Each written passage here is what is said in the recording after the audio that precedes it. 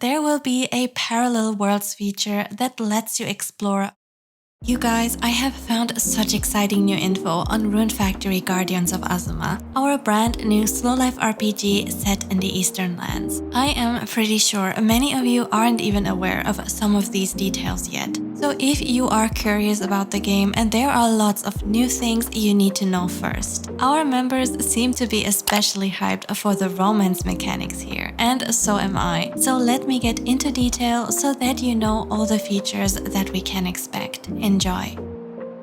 Rune Factory Guardians of Azuma is a cozy slow life RPG and life simulation hybrid that is meant to be played your own way. It incorporates creative elements like village building at its core and familiar mechanics for farming sim lovers like farming, ranching, and getting married. But there is also an open world to explore with battles and dungeons to dive into. This title is not a direct sequel of the Rune Factory series, but instead a spin-off that is promising to offer a completely fresh and experimental take on the franchise, which has, by the way, existed since 2006 under the subtitle A Fantasy Harvest Moon. So yes, this series actually started off as a spin-off of the popular Harvest Moon series, aka Story of Seasons, and it has kind of turned into an independent series with its 4th installment, a pretty beloved fan favorite for many, including me.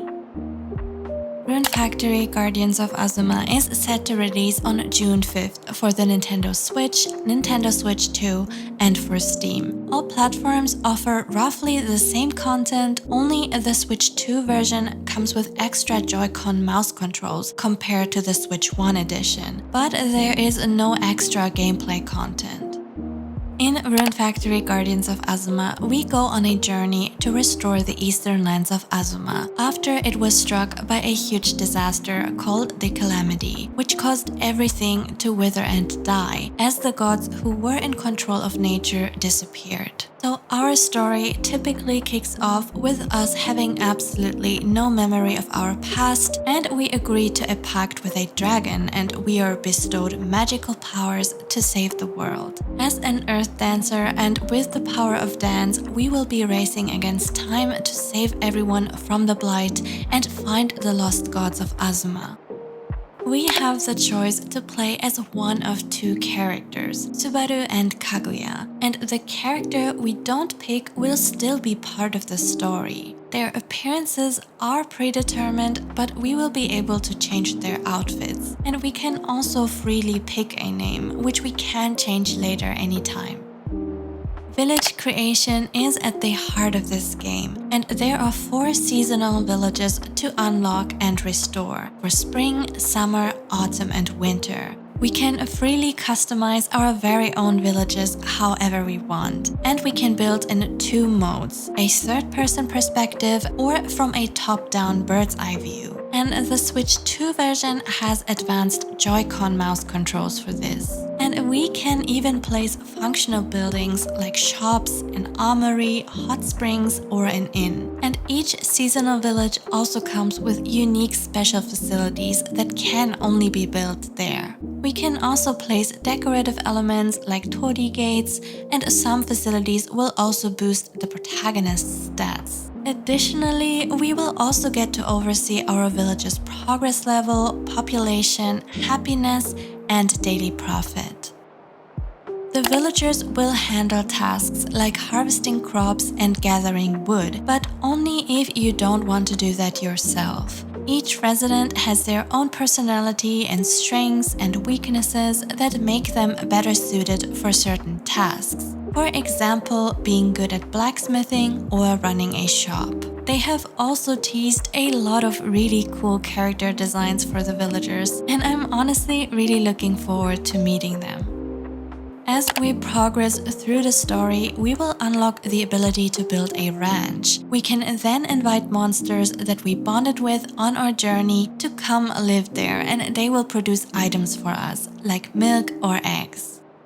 So farming will be a bit more simplified compared to the mainline games, but we still get lots of different crops to care for, including 2 different types of rice, which I personally enjoy. Each one of the seasonal villages has a permanent season, so we won't need to plan a yearly farming calendar. We will also be able to place farming plots wherever we want in our village, and we can relocate them anytime. It will just reset the current crop's growth level. There is crafting in this game, which can include things like weapons and armor for battle, but also roads, fields, statues, and buildings for our village. Plus, we can craft medicine at the pharmacy too. Festivals and competitions will also be held, and they are specific to each seasonal village. We can check when events take place using the calendar, and participating in them can also trigger special reactions and scenes with the characters that we wouldn't normally get to see. Confirmed festivals include summer fireworks, cooking contests, and crop and fishing competitions. Fishing is also back. If we spot a dark shadow in the water, we can then cast our rod and catch different fish. There's also a fish encyclopedia we can complete for rewards. We will also be able to cook either at certain facilities or even at a campfire. Dishes can boost stats and replenish HP and RP, and there are lots of different cooking recipes to collect in the world. We can form a party of 6 characters in total, 3 main members and 3 sub-members. There are 5 weapon types: one-handed swords, two-handed swords, dual swords, bows, and talisman. Bows and talismans are ideal for long-range combat, and especially great for beginners who prefer to aim from a safe distance. And talismans even automatically track enemies, which is super helpful for flying or fast-moving opponents. Exploration is also a big part of this game, and we won't just explore on foot. It looks like we will be able to ride a dragon to explore the world and find shrines across floating islands. There are also frog statues to discover, which hold cooking and crafting recipes and other useful items. As we level up, whether it is through farming, socializing, or fighting, we will always earn skill points that we can spend to acquire new abilities on our skill tree. We also have wooden wish plates that we can use to fulfill our villagers' wishes, and when we do, we will receive useful gifts and rewards in return.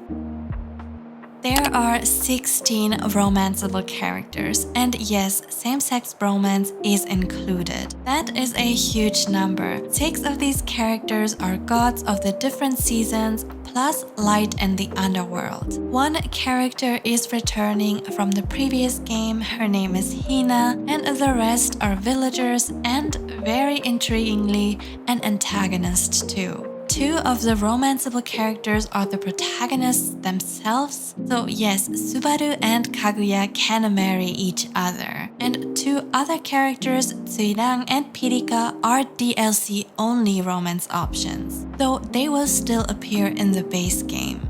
If you want to know more about the romance candidates, check out my previous video and let me know who you are planning to romance.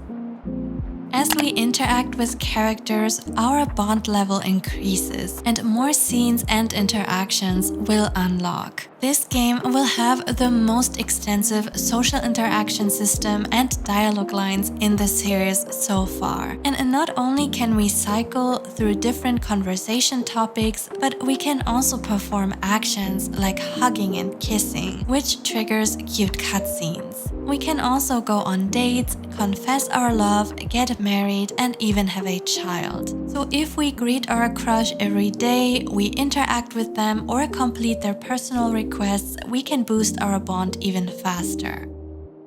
After getting married, we can have one child. This child will inherit visual traits from both parents, and according to the official posts, possibly even some personality traits too.